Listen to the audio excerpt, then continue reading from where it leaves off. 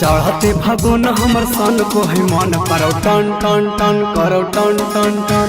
मोट पिचकारी देखे डर जाहे मन करे टन टन टन करे टन टन टन। छोड़ दे नहीं पता जैसा वटा मारे लगने मजा दन दन दन। मोट पिचकारी देखे डर जाहे मन करे टन टन टन करे टन टन टन।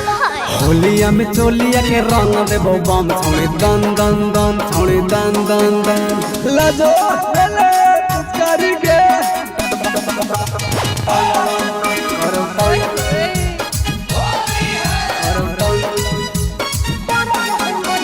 सुगंधा रिकॉर्डिंग स्टूडियो से पूरा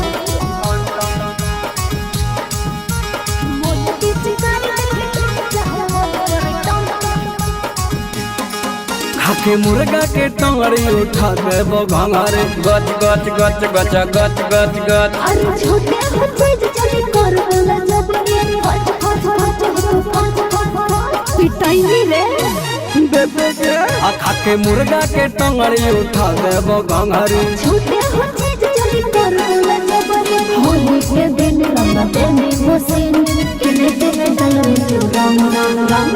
चुप पिचकारी देखे कर जाहे मन करे टन टन टन करे टन टन टन। तोरा देखिए के बिल लगो ठोक दियो किल छोड़ी दन दन दन हमें दन दन दन।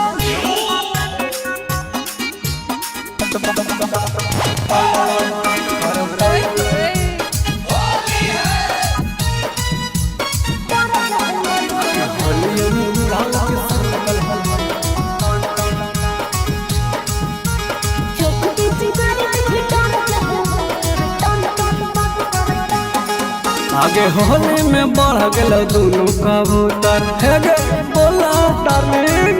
अरे मुझे तो चिंता है मुझे हर बड़ी पागल कबूतर है रे। हम डलबे करबो के आगे होली में बढ़ गल दोनों कबूतर। अरे मुझे तो चिंता है मुझे राजा संदीप विकास के सर रिश्तों के करो फन फन फन। चुप पिचकारी देखे डर जाहे मन करे टन टन टन करे टन टन टन। आगे होलियों में बुढ़ाओ के सन कल हम मन करो टन टन टन करो टन टन टन। अरे लोडे कर देने की रे आगे